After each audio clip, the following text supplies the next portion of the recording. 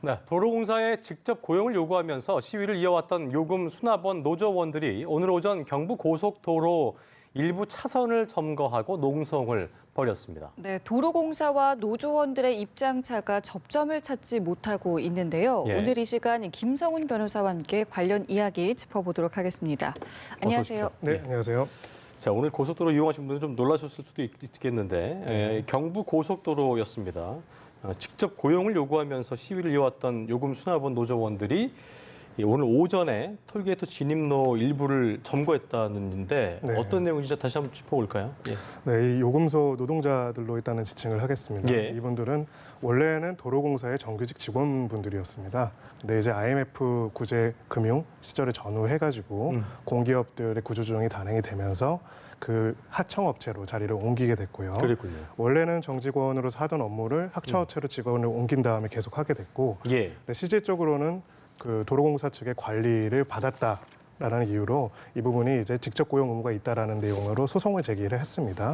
그래서 서울 동부지방법원과 고등법원에서 직접 고용 의무가 있다라는 판결이 내려졌고요. 예. 지금 대법원에 소송이 계류된 상태인데 이러한 상황에서 이제 도로공사 측에서 자회사로서 그 새로운 회사를 만들고 예. 거기로 다 소속을 옮기고 그리고 직접 고용은 안 한다라는 내용으로 합의를 할 것을 종용했고 그 과정에 이제 반발하는 내용의 직접 고용 의무를 이행하라는 그런 취지의 농성을 지금 벌이고 있는 것이다. 이렇게 할 수 있습니다.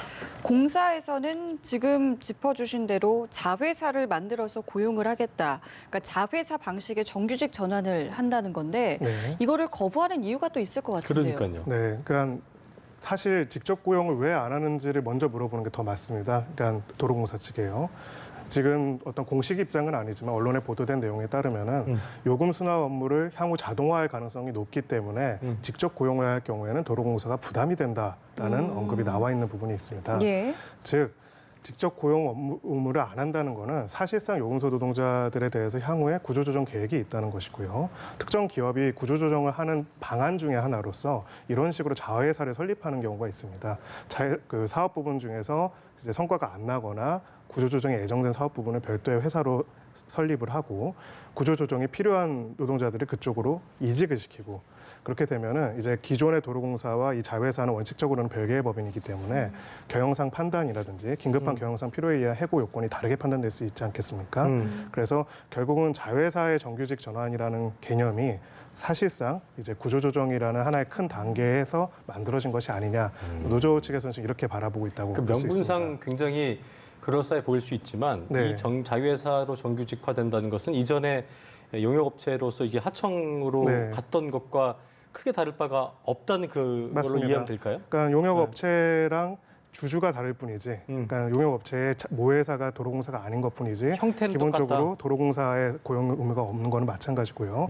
무엇보다도 지금 이미 아까 말씀드렸다시피 1심과 2심에서 판결이 선고된 상태이지 않습니까? 네. 그러니까 조금만 있으면 이제 대법원의 판결로서 확정이 되면은 네. 바로 이분들은 도로공사에 직접 고용 의무가 발생을 하게 됩니다. 아, 그렇군요. 직접 고용 관계가 설정이 되는 겁니다. 예. 그런 상황에서 이제 이것을 피하고자 사실상 자회사 전환을 요구하고 있기 때문에 노조 측에서도 좀 받아들이기 어려운 부분들이 있다라고 생각을 합니다.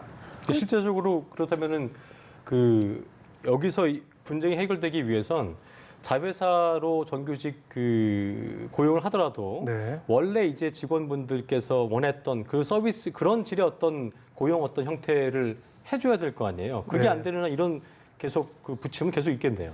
네, 그렇습니다. 그러니까 가장 중요한 부분은 이것을 자회사를 설립해가지고 하려고 하는 이유가 무엇인지, 그 저희가 무엇인지 사실은 사측에서 좀 더 명확하게 밝혀줘야 하는 부분이겠죠. 그렇군요. 네, 만약에 단순하게 어떤 경영 합리화라고 포장하는 것이 아니라 직접 고용 의무를 피하려고 한다는 것은 지금 이미 여러 가지 재판 상황상으로는 보이는 상황이기 때문에 예. 그렇고요.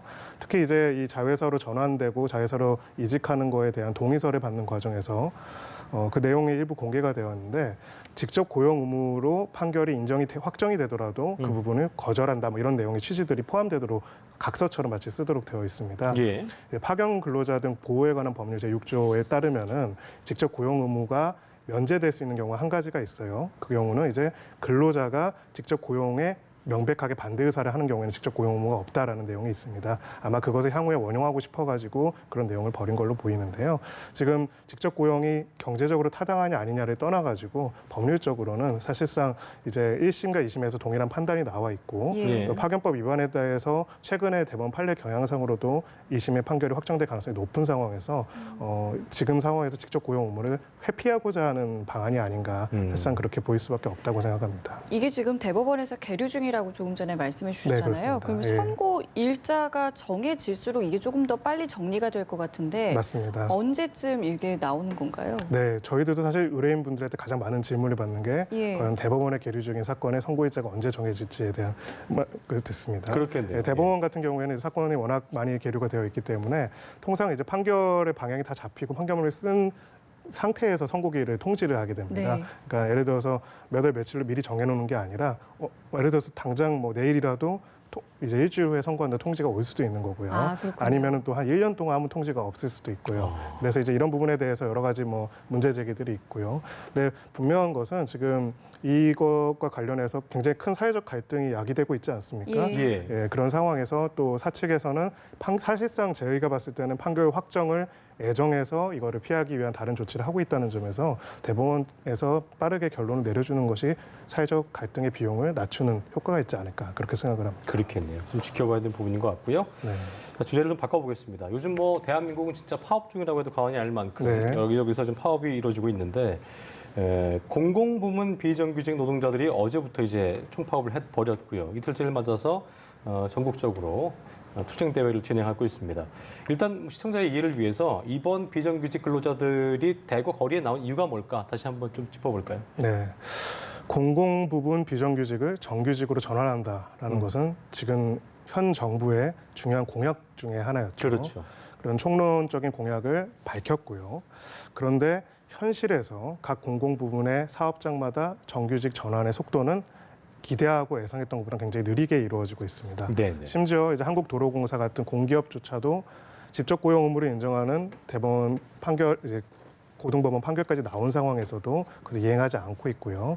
뭐 거기에는 여러 가지 원인이 있습니다. 예를 들어서 공공 부분을 정규직화하기 위해서는 상당한 예산이 필요하고요. 그런 예산이 승인되고 얻어내기 위해서는 국회, 야당의 협조도 필요하겠죠.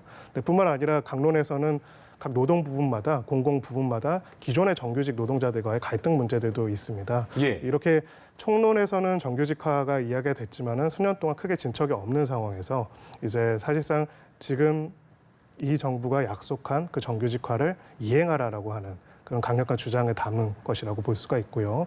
또 대표적으로 이제 직접 고용 의무가 이미 인정이 된 몇 가지 인정이 된 사건들을 좀 더 핵심적으로 부각을 시킴으로써 비정규직의 정규직화라는 아젠다를 확실하게 이제 현 정부에 요구하고자 하는 행동이 아닐까 그렇게 생각을 합니다. 예, 저희가 앞서 이야기했던 부분과 지금 이야기했던 이 공공부문 비정규직 노동자들의 총파업. 글쎄요, 이 파업을 한다는 것은 당연히 어떤 배경도 있고 이유가 있겠지만 네. 파업이 반복적으로 이루어진다면 사실 앞서 말씀해 주셨던 이 사회적 갈등의 비용 역시 무시하지 못할 건데요. 그렇습니다. 어떤 대안이 좀 필요하다고 보시는지 듣고 싶습니다. 네, 사실 현실적으로 제일 중요한 거는 강론입니다. 그러니까 총론은 좋죠. 예를 들어서 차별을 철폐한다도 좋고요. 평등한 사회를 만든다는 것도 좋습니다. 그렇다면 구체적으로 무엇을 어떻게 할지를 정하는 게 사실은 정치적, 정책적인 리더십이겠죠. 그렇죠. 근데 지금 정부가 비정규직을 정규직화한다라는 방향은 정했지만은 그것을 각각의 단계마다 어떻게 추진할 것인지, 어떤 가이드라인을 가질 것인지, 구체적으로 분쟁이 벌어진 사업장마다 이 분쟁에서 어떻게 적극적인 중재와 조정의 역할을 할 것인지가 보이지가 않습니다. 지금 도로공사와 노조 측의 갈등으로 일단은 보도가 되고 있지만은 사실 이렇게 파업이 벌어지고 총파업까지 예고된 상황에서 정부의 입장은 무엇이고 정부가 각각의 갈등을 어떻게 조정할 수 있는지에 대한 중재 역할이 보이지 않는 부분들이 있고요. 따라서 일단은 종합적으로 비정규직의 정규직화의 어떤 가이드라인과 로드맵에 대해서 이제 정부에서 밝힐 필요가 있고요. 그리고 그런 부분들이 현실적인 구체적인 실행 과정에서 갈등이 나타난다면은 적극적인 중재 절차들을 정부가 직접 나서서 할 필요가 있다 이렇게 생각을 합니다. 예, 어쨌든 구체성, 방법적인 고민을 해야 되는데 그런 것들이 좀 마땅치 않기 때문에 네. 더 머리를 맞대고 고민해야 되는 시점이 아닌가 생각이 드는 그런 시기인 것 같습니다. 자, 마지막 주제를 좀 짚어보겠습니다. 세 번째 주제죠. 주성분이 바뀌어서 논란이 됐던 무릎 골관절염 치료제죠. 코오롱의 인보사의 품목 허가가 최종적으로 취소가 됐네요. 취소됐는데 일단 지난 5월이었습니다. 인보사의 허가를 취소하겠다 발표한 지 36일 만인데 일단 취소까지의 과정도 그렇고 결정적 배경은 어떻게 좀 봐야 되겠습니까? 네, 뭐 여러 가지 이제 복잡한 내용들이 있지만은 뭐 한 문장으로 얘기하면 말씀하신 것처럼 지금 주성분을 A라고 허가를 받았는데 네. 사실은 그것이 B인 것으로 밝혀진 것입니다. 예. 근데 이것이 참 안타까운 일인 게요. 사실 임상시험과 시판까지 이 과정들이 짧게는 12년, 길게는 예. 20년이나 경과가 됐고 이미 활발하게 유통이 되던 약품이었습니다. 근데 주성분이 바뀐 부분에 대해 가지고 전혀 확인되지 않다가 오히려 이제 이 회사 측에서 그 부분을 공개를 하게 되면서 알려졌다는 문제가 나와 있고요. 예. 지금 구체적으로는 연골 유래 세포를 주성분으로 한다라고 해서 허가를 받았는데 신장 유래 세포를 주성분을 한다는 게 나중에 밝혀졌고 그렇죠. 이 신장 유래 세포 같은 경우에는 이제 종양을 유발할 수 있는 위험성이 있다는 것들이 밝혀지면서 이제 해당 부분에 대해 가지고 결과적으로 허가 취소까지 가게 된 사안이라고 볼 수가 있습니다. 예. 예. 앞으로가 더 문제일 것 같은 게 뭐 투자자, 환자들의 소송은 물론이고 이 코오롱 측도 자신들이 일부러 속인 건 아니다라면서 행정소송을 제기하겠다라고 이야기를 했는데요. 이게 굉장히 좀 규모가 커질 것 같은데요. 그렇습니다. 네, 그래서 저희가 크게 4가지 영역으로 소송이 벌어질 것이라고 보시면 됩니다. 첫 예. 번째로는 형사 부분입니다. 지금 이미 식약처에서는 고발을 했고 검찰 수사가 진행이 되고 있죠. 과연 이 성분을 고의적으로 은폐해가지고 허가를 받았느냐, 혹은 허가를 받은 다음에 고의적으로 성분을 바꿔가지고 제조를 했는가에 대해서 코오롱 측의 임원진에 대한 수사가 진행 중입니다. 거기에 따라서 약사법 위반 그리고 위계에 의한 공무집행 방해죄가 인정이 될 수도 있고요. 그리고 특정경제 범죄, 가중처벌 등에 관한 법률 위반, 사기로 처벌이 될 수도 있고 또 이것이 상장 과정과 그다음에 네. 공시 과정에서 허위 사실을 공시했다라고 내용이 밝혀진다면 자본시장법 위반도 될 수가 있습니다. 그렇죠. 그래서 지금 일단 이 부분에 대한 형사 절차가 이제 진행이 될 것이고요. 이제 나머지 영역으로는 투자자들로서 코오롱의 주식에 투자한 사람들이 이제 자본시장법 위반으로 인한 네. 손해배상 청구를 할 수도 있고요. 그럼 개인별로 해야 되는 건가요, 그건요? 네. 그러니까 기본적으로 집단소송 제도를 이용을 할 수는 있는데요. 네. 지금 일단은 저희가 봤을 때는 이 민사소송 부분들은 형사적인 결과들이 좀 밝혀진 다음에 그다음에. 좀 활발하게 진행이 되지 않을까 이렇게 생각을 합니다. 예. 마지막으로 아까 코오롱 측에서 이제 행정소송을 하겠다라고 이야기했는데 인보사에 대한 허가 취소에 대해서 다투는 그 취소 처분의 취소를 구하는 소송을 제기하겠다라는 취지고요. 코오롱 측의 주장은 일부 성분을 잘못 기입한 부분은 있지만 유해성이 있거나 혹은 이 약의 효능이 없다라고 볼 수는 없다. 그렇기 때문에 여전히 이거 허가 취소는 위법한 것이다라고 해서 이 취소 처분을 다시 취소해달라는 행정소송으로 다투겠다라는 지금 입장을 보이고 있습니다. 그래서 네. 크게 이제 그 형사와 그리고 투자자들의 민사소송과 그리고 환자들의 민사소송과 그리고 행정소송까지 이런 영역들의 소송들이 벌어질 것으로 예상이 됩니다. 네, 인보사 판매를 위해서 만들어진 회사죠. 코오롱 티슈진. 이 회사는 진짜 이게 취소가 되면 사실상 뭐 그렇습니다. 이게 의미가 없어진 상태인데 네. 만약에 이게 상장 전에 이게 성분 변경된 사실을 회사에서 알았다면 문제가 되는 거기 때문에 만약 네. 그렇게 사실이 확인된다면 혐의도 그렇고 처벌은 분명히 가능한 부분이겠지요? 네, 아마 임원진에 대한 처벌도 있을 거고요. 예. 특히 이제 코오롱의 사주라고 할 수가 있죠. 하고 있는 전 회장에 대해서도 처벌 여부가 다퉈질 가능성이 있습니다. 그래서 그것이 과연 어느 선까지 경영진의 의사결정에 따라서 이루어진 것인지에 대한 수사가 집중적으로 이루어질 가능성이 높습니다. 그렇군요. 예.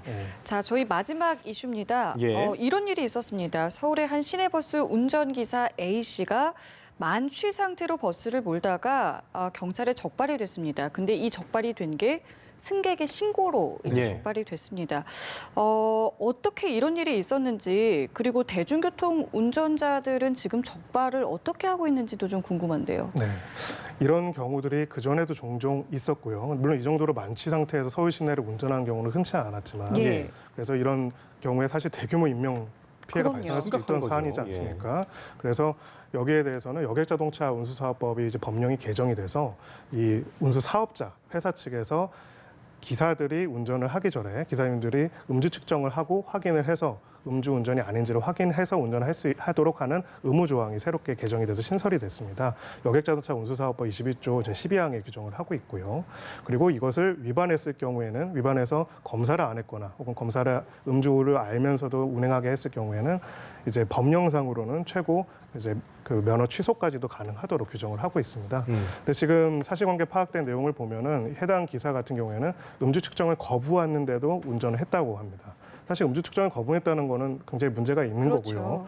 그리고 사측으로서는 음주 측정을 거부한 기사가 운전을 못하도록 할 의무도 있었기 때문에 해당 기사뿐만 아니라 업체 측에서 당연히 책임을 져야 하는 부분이다. 그러니까 어쨌든 거부했어도 그걸 못하게 했었는데 막지 못한 회사 측에서도 처벌을 받을 수 있는 부분인 거죠. 맞습니다. 이거는. 그 여객자동차 운수사업법 85조에 따르면은 해당된 것을 확인하지 않고 운행을 하게 한 경우에도 처벌을 하도록 되어 있습니다. 정확하게 처벌이라기보다는 행정적으로 이제 면책 그 면허를 취소하도록 할 수도 있도록 규정을 하고 있는 것이죠. 그래서 지금 뭐 서울시는 이 부분에 대해서 그 과징금 처분을 내릴 것이다라고 일단은 뭐 그렇게 잠정적으로 이야기를 하고 있는데 다시는 이런 일들이 발생하지 진짜 않도록 없어야겠죠. 예. 그런 강력한 좀 처분이 있어야 하지 않나 그렇게 생각을 합니다. 알겠습니다. 지금까지 주요 사건 이슈들 김성훈 변호사와 함께 자세히 짚어봤습니다. 오늘 말씀 고맙습니다. 네, 감사합니다.